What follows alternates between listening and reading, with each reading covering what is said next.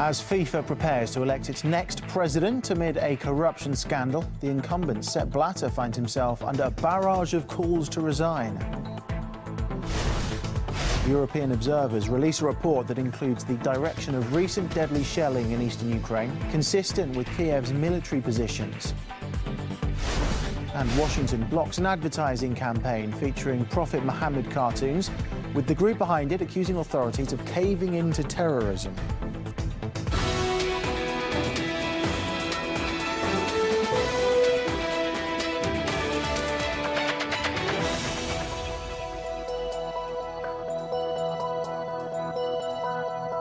Hello, it's midday in Moscow. You're watching RT International.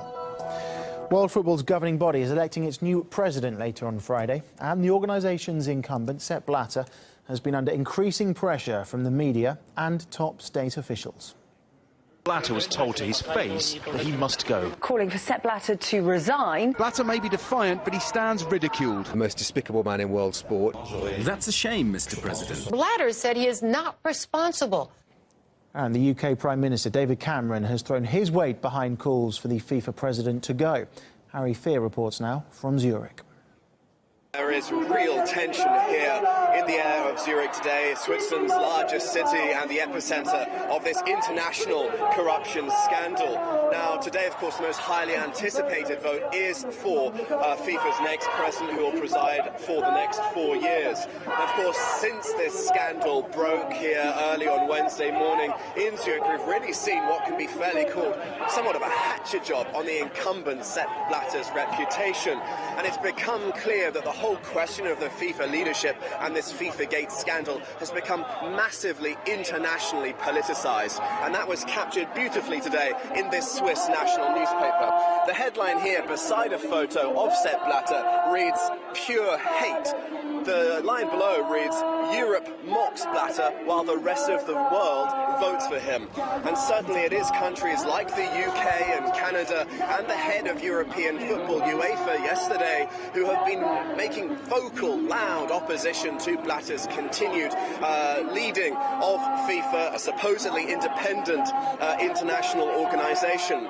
Meanwhile, though, it's possible the African and Asian football confederations will continue to at least generally support Blatter today, so it's not clear who will win this presidential contest. And of course, the opponent is Jordanian Prince Ali bin Hussein, who is backed by the West. We'll soon find out whether or not Sepp Blatter will be allowed to continue and extend his 17 years at the helm of football's world governing organisation. I will be here throughout the day covering FIFA's 65th Congress. For now, back to you in Moscow. Well, FIFA has come under heavy fire from the US. The US Justice Department charged 14 people over corruption on Wednesday. The FBI outlined a 47-count indictment, including bribery, fraud and money laundering. Despite the charges revolving around alleged crimes committed abroad, US authorities say their laws allow for the extradition and prosecution of foreign nationals. Well, the scandal has made some major FIFA sponsors rethink their support for the organisation. Well, among them are such giants as Coca-Cola, Visa, McDonald's and Hyundai Motor. Visa even publicly warned FIFA it may end its sponsorship if the body doesn't clean up its act. A Kuwaiti sheikh who heads the Association of National Olympic Committees slammed the timing of the US action against FIFA. If London and America is the winner, not Qatar and Moscow, is the same procedures will happen? Everybody remember 94 when America won against Morocco, 10-7 votes. Nobody was speaking about corruption. The same people who's here, the same list, what they are speaking about, they are the same member during that election. The same names, not a big change. 70% of those names was there when the state has been elected against Morocco.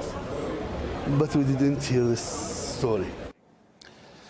And the extent of the US criminal proceedings against football officials isn't just limited to Switzerland. On Thursday, in Florida, FBI agents removed evidence from the headquarters of the Confederation of North, Central American and Caribbean Football. We talked to Paul Nicholson, editor of InsideWorldFootball.com.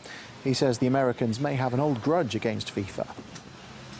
FIFA said themselves that there was perhaps no surprise that there was going to be a full frontal assault from the US. Perhaps the timing of it is the interesting part. You've got to remember that the Americans lost out or were humiliated in the 2022 bid, and since then have been on a little bit of a mission to what they say is clean up FIFA. Following the high-profile involvement of Kissinger and Clinton in the US bid, they were both humiliated. The rumor was that Kissinger went back and said, "I want this organization cleaned up." Does Blatter know really about this corruption? He is bound to know about some of it. It's not the first time it's come up. And as the FIFA election approaches, you can head to rt.com for live updates on the developing story.